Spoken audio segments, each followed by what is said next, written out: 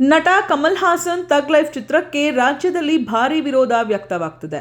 ತಮಿಳಿನಿಂದ ಕನ್ನಡ ಹುಟ್ಟಿದ್ದು ಎಂದ ತಪ್ಪಿಗೆ ಕ್ಷಮೆ ಕೇಳಲು ಕನ್ನಡಿಗರು ಪಟ್ಟು ಹಿಡಿದಿದ್ದಾರೆ. ಆದರೆ ಸ್ಯಾಂಡಲ್ವುಡ್ ನಟಿ ರಮ್ಯಾ ಮಾತ್ರ ಸಂಸ್ಕೃತ ಮತ್ತು ದ್ರಾವಿಡ ಭಾಷೆಯ ಬಗ್ಗೆ ಪಾಠ ಮಾಡಿದ್ದಾರೆ.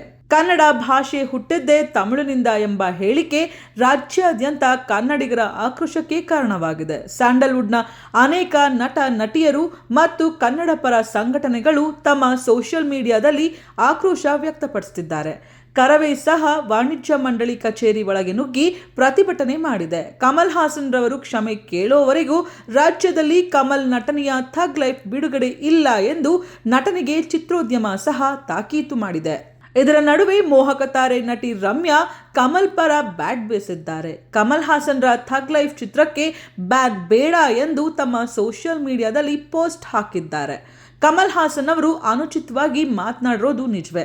ಹಾಗಂದ ಮಾತ್ರಕ್ಕೆ ಅವರ ಸಿನಿಮಾ ನಿಷೇಧಿಸುವುದು ಸ್ವಲ್ಪ ಅತಿರೇಕ ಅನ್ಸೋದಿಲ್ಲವೇ ಎಂದು ದ್ರಾವಿಡ ಭಾಷೆಗಳ ಚಾಟ್ ಹಾಕಿ ನಾವು ಹಿಂದಿ ಭಾಷೆಯ ವಿರುದ್ಧ ಹೋರಾಟ ಮಾಡಬೇಕು, ಅದಕ್ಕೂ ಮುನ್ನ ನಾವು ಪರಸ್ಪರ ಗೌರವಿಸುವುದನ್ನು ಕಲಿಬೇಕು ಎಂದು ಪಾಠ ಮಾಡಿದ್ದಾರೆ.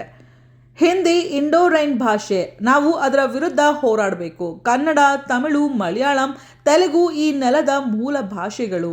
ಈ ಎಲ್ಲ ಭಾಷೆಗಳು ಹಿಂದಿ ಭಾಷೆ ಬರುವ ಮುಂಚೆ ನಮ್ಮ ದ್ರಾವಿಡ ಭಾಷೆಗಳು ಸಮೃದ್ಧವಾಗಿತ್ತು. ಇವುಗಳ ಮಧ್ಯೆ ಅದು ಮೇಲು ಇದು ಮೇಲು ಎನ್ನುವುದು ಎಷ್ಟು ಸರಿ ಎಂದು ನೀತಿ ಪಾಠ ಮಾಡಿದ್ದಾರೆ.